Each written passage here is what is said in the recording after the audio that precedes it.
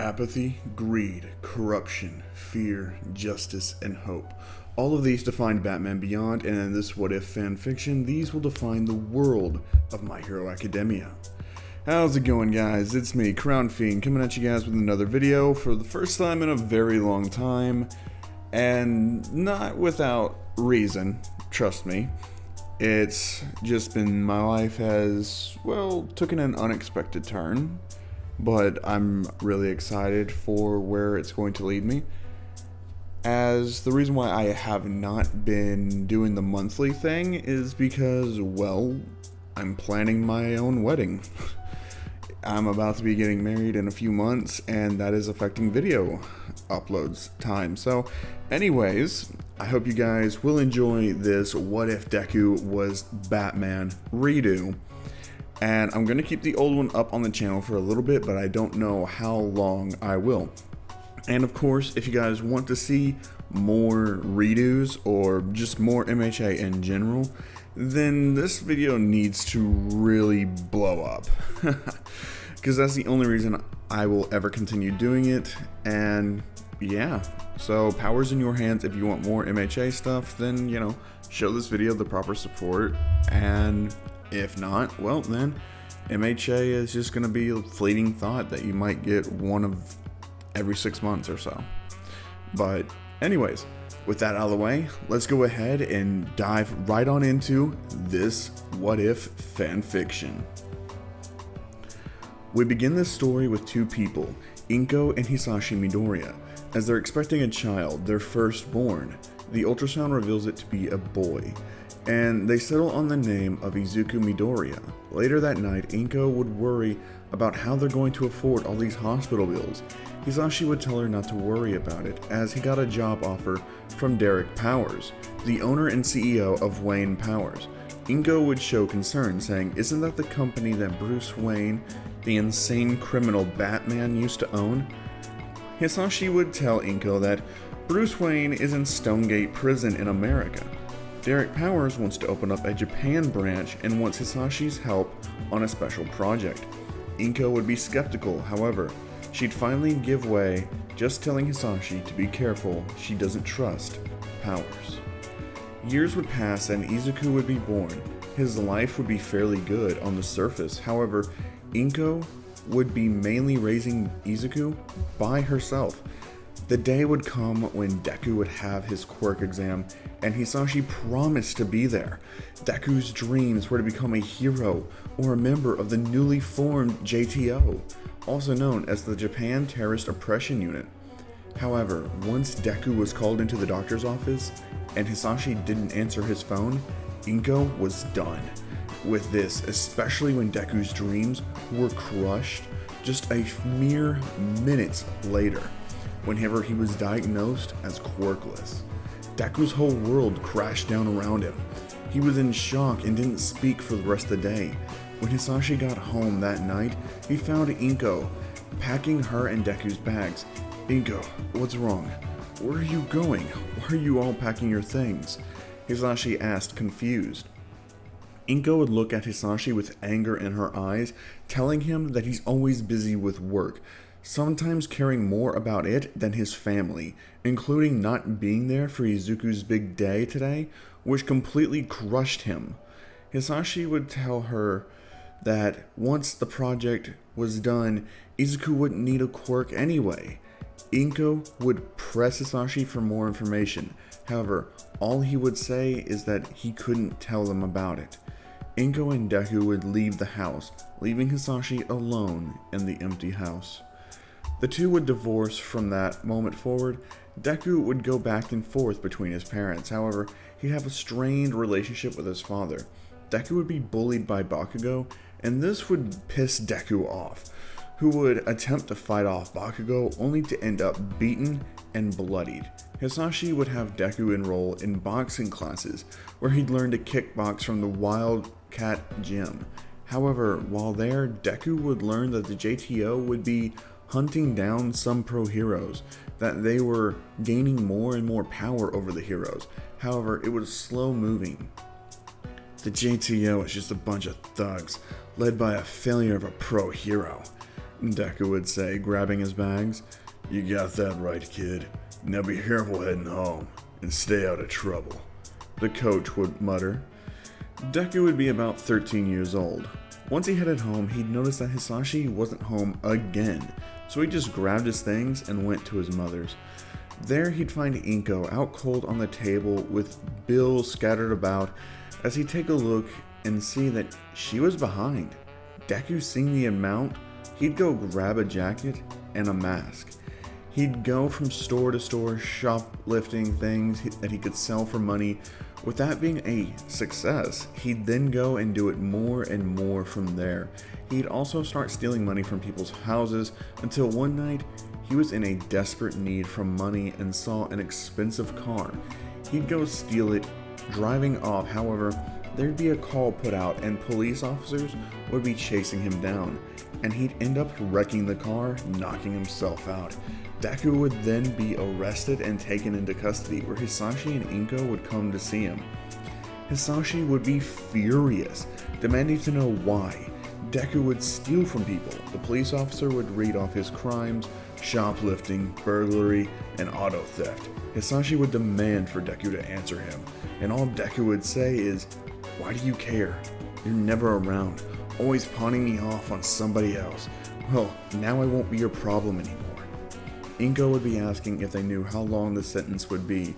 A police officer named Naomasa would talk to Inko, telling her that since it's his first attempt, he can try to get him a lesser sentence, so probably about 3 months in juvie and 6 months on probation, as long as the judge is lenient. After a few weeks, Deku would go to court, and the judge would be Mitsuki Bakugo. She'd listen to Deku's case, however, she would also know his history with her son, and that would get the better of Mitsuki, as she'd sentence Deku to 2 years in juvie without the possibility of parole. Now Masa would be shocked and promised Deku and Inko to investigate this case and file an appeal with the courts. Deku would spend time in juvie for about a year, learning how to fight and pick up on behavioral patterns, as well as learning about Batman. Deku would also be visited by Inko and Hisashi along with the lawyers and Naomasa. The courts would find that Mitsuki had placed too strong of a sentence on Deku by denying him a chance for parole and giving such a harsh sentence for a first-time offender. Naomasa would also expose her reasonings for doing so, which would be because of Bakugo and Deku's history. Bakugo would be in huge trouble for unauthorized use of his quirk and for using it to harm and intimidate people. However, he'd receive a very light sentence since it was his first offense and was placed on probation under the conditions that he had to change schools from Deku and no use of his quirk under any circumstances. If he was able to do that, then his record would be wiped clean. Deku would be released from juvie after a year and would learn that Naomasa was actually dating his mother. Deku would spend the next 3 years changing his life, as being in juvie changed his mindset. Hisashi would also confide heavily in Derek Powers, as he was his best friend. Derek would take a keen interest in Deku, as he stated, putting his plan into motion. The last day of high school would come around with Deku not really having a plan, as college was out of the question with him having a juvie record. The teacher would walk in saying that they were going to do career aptitude test, before then saying psych as he threw the papers into the air, saying, "I know you all want to be heroes or JTO members." One of the students would say that's not true. Izuku doesn't know what he wants to do, since he can't be a hero or part of the JTO with his criminal record. The teacher would look at Deku with an annoyed expression, asking why he was even here. "You have no interest in anything, and with your record, you'll never be anything. So just get out of my class, you'll only hold the other students back," the teacher would say with a smug look on his face. Deku would just get up, grab his bag, then walk out of the class, as he'd bump into a tall man wearing a uniform that said Grayson, GTO. Deku would look confused before apologizing. He would walk away, however, he was grabbed by Grayson. asking, "Why aren't you in class, young man?"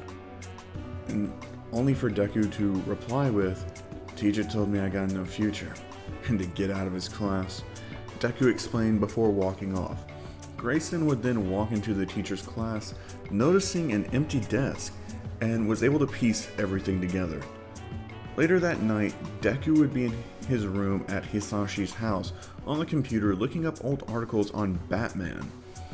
"Izuku, I got a call from your school. They said you skipped class today?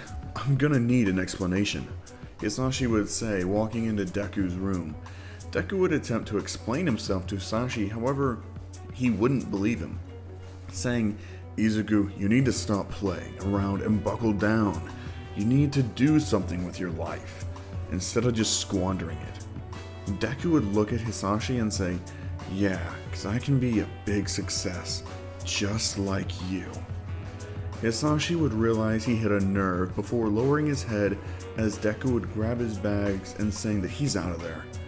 Deku would go on a walk where he'd see a girl getting harassed by a group of guys, as the girl would say, "Let me go," and the group of guys was not hearing it. "Didn't you hear her? She said let her go," Deku would say as he grabbed the guy's shoulder. The group of guys attempt to attack Deku, however, he beats them easily as they really didn't know how to fight whatsoever. The JTO would surround the group, demanding to know what was going on, as Deku thought that he'd be going back to jail. However, the girl would explain the situation and the group of guys would be arrested and Deku would just be given a warning. "There, now we're even. You saved me and I saved you," the girl would say with a smile. "You need to be more careful because this is a gang territory. The cops, heroes, and JTO are always patrolling this area," Deku would say as he walked off, looking back, seeing a car pull up and a well-dressed man getting out, telling her that he's sorry that he's late, telling her that they can go now. Deku wouldn't really care, as he would have blown off some steam by now and would go back home, only to find the police all over the place. He'd run into the house, calling out for his father. Naomasa would be there and he'd stop Deku, telling him he doesn't need to see this. Deku would push past Naomasa to see the bloody office of his father and a white sheet over top of the body. "Sir, we have an APB out on the suspect. The prints match someone named Fix. The JTO are in pursuit," a cop would say to Naomasa. "Not if I get to him first," Deku would say as he grabbed the keys off the desk and jumped onto his motorcycle, driving off to hunt down Fix. Deku would track down Fix to a rooftop. "Fix, you killed my father. I want to know why," Deku would say, tackling Fix down as he began to beat him. With every punch, more blood would splatter on the ground. Fix would just smile as he began to fight back against Deku, landing a few blows. However, Deku used his kickboxing and environment to his advantage, beating down Fix as he had him bloodied and on the edge of the rooftop. That's when Grayson and the JTO would arrive, telling Deku that he doesn't want to do that. "I want him dead," Deku would say, as Grayson would tell him that he knows what he's going through, but he needs to stand down, while a JTO officer would have his gun at the back of Deku's head. Deku would knock the gun away before being slammed onto the ground by the JTO officer, saying that makes it an assault on an officer, which is a mandatory 6 months. Grayson would punch the officer in the gut, telling him to lay off. He'd release Deku, walking him over to a limo. The officer would tell Grayson that they have rules. "Yeah, my rules, and I don't want to see this kid anywhere in the report," Grayson would reply. The door to the limo would open as Derek Powers would tell Deku to get inside, handing him a rag to clean the blood off with. "It's quite impressive. He managed to find Fix faster than the JTO, with the help of the commander, Grayson. Maybe we should give him a badge," Powers would say. Grayson wouldn't be amused, asking what Powers would want with the boy anyway. "That's none of your concern, Commander." Powers would close the door as the limo drove off. "Do you know who I am, young man?" Powers would ask. Of course I do. The whole world knows who you are, Mr. Powers. Deku would say, well, that much is obvious. I'm also the man that your father was working for. And he was my best friend. What do you know about your father's work? Powers would say. I know that he was always at work and never told anybody what he was actually doing, and that he cared more about his work than his family. Deku replied. Powers would shake his head, saying, you can blame me for that. The project was top secret per my request. Not even the JTO knew about it. Also, your father loved you. It's just people like Hisashi tend to excel in their work, much to the detriment of their personal lives. Powers would say, while looking at his tablet, telling Deku that he had an impressive record for somebody who's only 17 years old. I know things haven't been easy with your home life. The fights between your mother and father, your mother's new husband, but I know that your father would want you to continue his work. I am offering you a job, and to have the JTO erase your record, giving you a fresh start.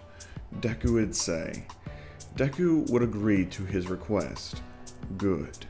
Now tell me, what do you know about Batman? Powers would say, smiling. And that's gonna do it for this episode. I'm gonna start doing these in parts since I don't have a whole lot of time for reasons I mentioned in the beginning of the video. And so I'm gonna record part 2 to this kind of immediately, and it should be released next week. I'm gonna try to do a weekly schedule, but if it comes out sooner, then hey, you know, can't really complain. Anyways, I'll catch you guys in the next one, and remember, God is awesome, you guys are too.